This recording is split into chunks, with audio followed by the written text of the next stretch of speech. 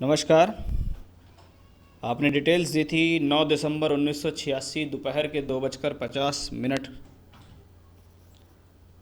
उसके हिसाब से मेष लगन, मीन राशि, उत्तरा भाद्रपद नक्षत्र आपका आया है। लगन है मेष लगन, एनर्जेटिक लगन है, अग्नि तत्व राशि का लगन है और मंगल का लगन है। यानी ऐसे लोग जीवन में अच्छी खासी एनर्जी रखते हैं और एनर्जेटिक तो है ही है, किसी भी काम को तल्लीनता से पूर्ण करने में सक्षम है।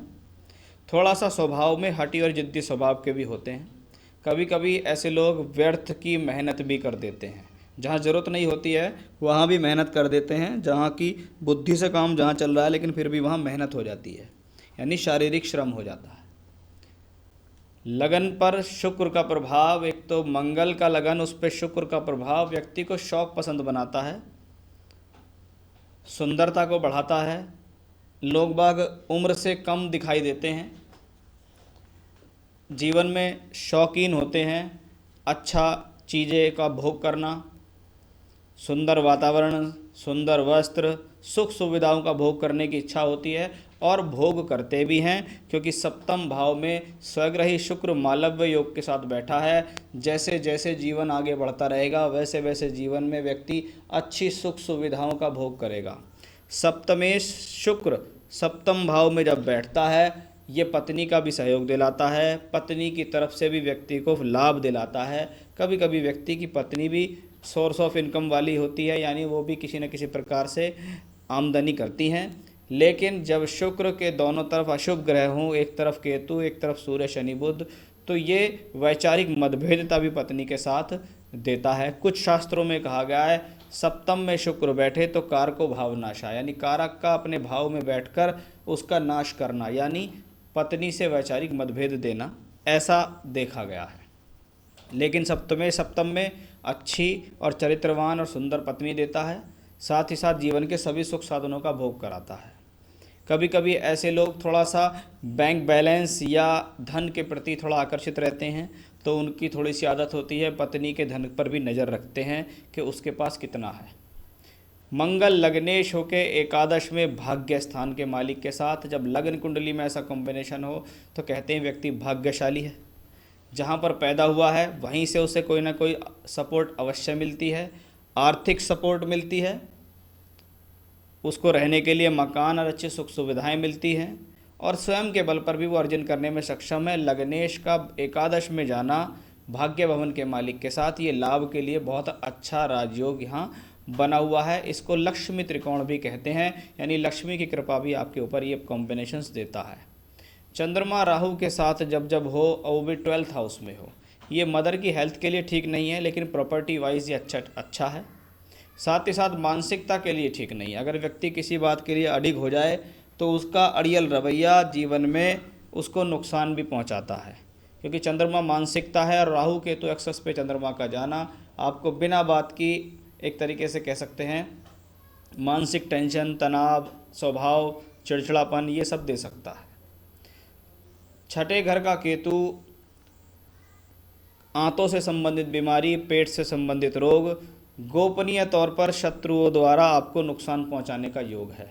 अष्टम भाव में सूर्य शनि बुध का संयोग, शास्त्र इसको कहता है व्यक्ति कभी कभी स्वभाव में नपुंसकता वाली स्थिति हो जाती है। कुछ पता नहीं ये व्यक्ति किसके प्रति क्या घृणा करना शुरू कर दे और उसके प्रति उसके मन में क्या द्वेष भाव आ जाए, ऐसी सिचुएशंस भी यहाँ दिखाई दे रही हैं। सूर्य पंचमेश हो के अष्टम में, संतान प्राप्ति के लिए ठीक है, लेकिन संतान से संबंधों के लिए थोड़ा प्रॉब्लमेटिक है। एजुकेशन के पॉइंट ऑफ व्यू से ये ठीक है, लेकिन जीवन में एक बार एजुकेशन में उतार चढ़ाव अवश्य देगा।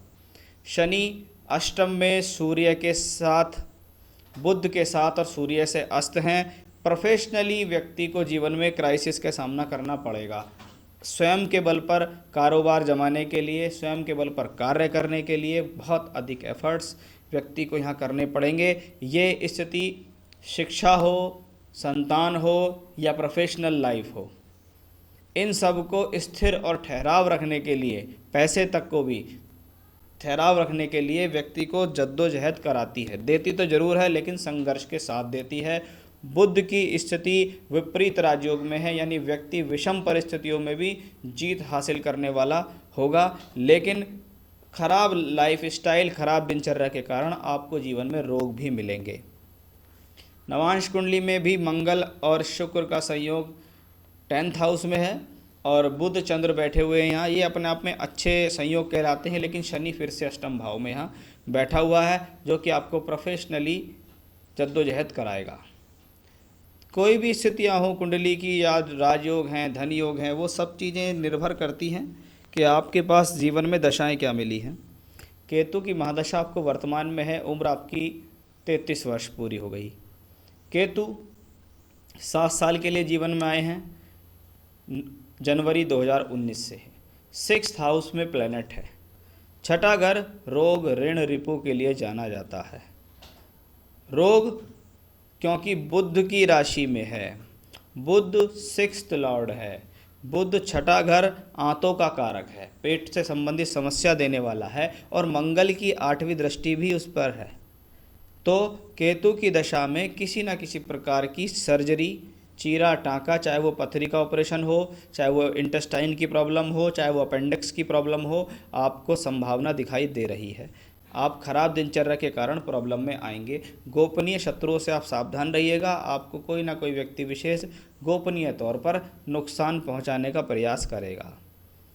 साथ ही साथ क्योंकि केतु बुध की राशि में, बुध अष्टम में है, ये विपरीत राजयोग में है, यानी जब आप विपरीत परिस्थितियों में फंस जाएंगे तो ही आपको ये ग्रह जो है वहाँ से निकाल के लाने की स्थिति रखता है। लेकिन केतु की दशा 6th हाउस में, केतु अपनी 7 साल की दशा में व्यक्ति को हेल्थ इश्यूज भी देगा, डेब्ट दे सकता है, आपके गलत स्टेप्स के कारण आपको कर्ज में भी डाल सकता है।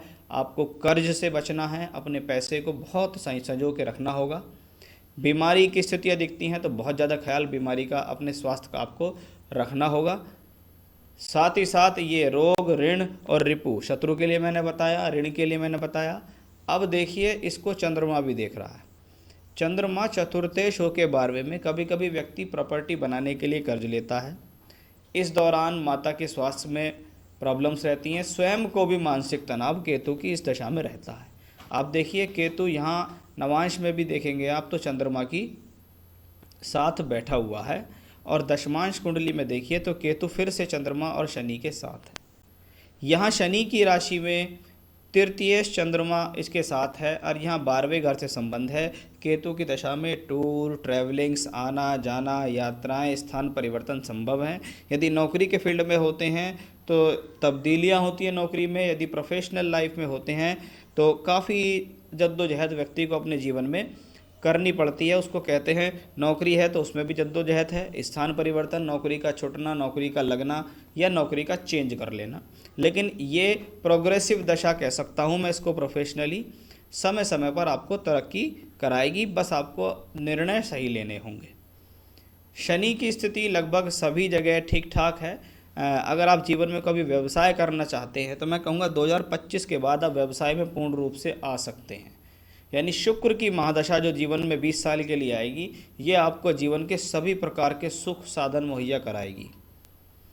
जीवन में ज़मीन, मकान, वाहन, अच्छे सुख साधन, अच्छा पैसा, अच्छा बिजनेस आपको शुक्र की दशा में मिलेगा।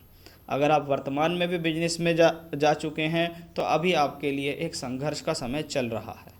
अगर आप नौकरी के क्षेत्र में हैं, बिजनेस में जाना चाहते हैं तो आप 2025 से जाइएगा। कभी कभी ऐसे लोग बाग पिता के द्वारा चलते हुए कार्य या कुटुंब में चलते हुआ कोई काम हो उसमें एंट्री कर जाते हैं, उसी को चलाना शुरू कर देते हैं। तो हेल्थ वाइज पूछा, प्रॉब्लम है सर, आपको ध्यान रखना होगा आगे अभी 6-7 साल। वेल्थ वाइज पूछा, अभी तो स्थिति सामान्य है आपके हिसाब से, लेकिन शुक्र की दशा में बहुत है, ईश्वर कृपा से अच्छा खासा धन है। मैरिज कब और मैरिड लाइफ कैसी? मैरिड लाइफ ज़्यादा प्रॉब्लमेटिक नहीं है, बस आपको थोड़ा सा अपने ऊपर संयम रखना होगा। केतु की दशा आपको चल रही है, केतु में शुक्र चल रहा है, और शुक्र के बाद आएगा सूर्य। जैसे अभी लॉकडाउन से संबंधित स्थितियां अभी चल रही हैं, तो अभी मैरिज से संबंधित दशा तो आपको अभी भी अगस्त तक चल रही है। यदि आपकी कोई योजना कहीं से बैठती है तो आप 2-4 आदमियों के साथ मिलकर विवाह कर लें, बाद में कभी रिसेप्शन वगैरह दे लें, क्योंकि ये समय अभी से लेकर मैं देखूं इस कुंडली में जून 19 से लेकर और आगे लगभग दिसंबर 2021 तक लगातार शादी की दशाएं हैं। शादी तो आपकी हो ही जानी है, उसमें कोई भी प्रॉब्लम नहीं है। मैरिड लाइफ वाइज अगर देखें तो वाइफ आपको सपोर्ट करने वाली होगी, सुंदर भी होगी, योग्यता भी उसके अंदर होगी, स्वयं के बल पर धन अर्जन करने में भी सक्षम होगी, लेकिन आपको अपने स्वभाव पर थोड़ा सा कंट्रोल करना पड़ेगा, नहीं तो वैवाहिक जीवन में थोड़ा प्रॉब्लम हो जाएगी। कभी कभी ऐसे लोगों को ससुराल पक्ष से भी ज़्यादा अच्छी संतुष्टि नहीं मिलती है। तो मैरिज के बारे में बताया, मैरिड लाइफ, हेल्थ, वेल्थ के बारे में मैंने आपको बताया। केतु की दशा भी बहुत लंबी है, हेल्थ का ध्यान रखिएगा, पैसे को इन्वेस्टमेंट करने से पहले सोच विचार रखें। तो केतु की दशा के बारे में भी मैंने आपको बताया। बस केतु की दशा तक आपके जीवन में संघर्ष है, उसके बाद शायद संघर्ष नहीं है।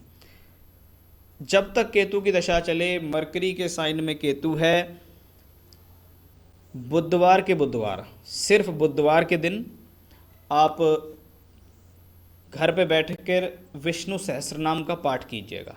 सिर्फ बुधवार को तो करना है विष्णु सहस्रनाम का पाठ। उसी दिन आपको गणेश जी के मंदिर में जाना है, 4 बूंदी के लड्डू लेके जाने हैं 5, और वहाँ शिव परिवार के साथ भगवान गणेश को अर्पित करने हैं और उनके सामने धूपबत्ती वगैरह जलाकर आप संकट नाशन गणेश स्तोत्र का पाठ करेंगे। संकट नाशन गणेश स्तोत्र आपको रोज़ाना भी पढ़ना है और जिस दिन मंदिर जाएंगे उस दिन वहाँ भी खड़े होकर पढ़ना है, और सिर्फ स्पेशली बुधवार के दिन आपको विष्णु सहस्रनाम का पाठ करना है। थोड़ा सा लेंदी होता है, आपको ये दोनों चीज़ें बहुत आराम से गूगल पर मिल जाएंगी, तो आप उनको वहाँ कर सकते हैं। संस्कृत में करें या हिंदी में करें, दोनों में ये अवेलेबल होती हैं, तो इनकी PDF फाइल आप नेट से डाउनलोड कर सकते हैं। इस हॉरोस्कोप के अनुसार अगर मैं कोई सूटेबल स्टोन के बारे में बात करूं तो पुखराज रत्न पहनना आपके लिए एक लाभकारी रहेगा, और आपको अपने जीवन में जो आपके लॉर्ड हैं, मेरे हिसाब से आपको शनि देव की पूजा भी करनी ही चाहिए। शनि देव की पूजा में आप ज़्यादा बेहतर ये रहेगा कि आप हनुमान जी की पूजा करो। शनिवार को आप पीपल के पेड़ पर दिया जलाने जा सकते हो, अगर नहीं भी जा सकते हो तो दिन में एक बार हनुमान चालीसा अवश्य कर लो। तो हनुमान चालीसा, संकट नाशन गणेश स्तोत्र रोज करो, बुधवार के दिन विष्णु सहस्रनाम करो और गणेश जी को मंदिर में जाकर लड्डू का भोग लगाओ। बाकी जिन चीज़ों की मैंने आपको जानकारी दी है उसका आप ध्यान रखो। ईश्वर कृपा से आपको आने वाले समय में बड़ा अच्छा स्थितियां हैं। अपनी योजनाओं को बनाइए, सकारात्मक तौर पे रहिएगा।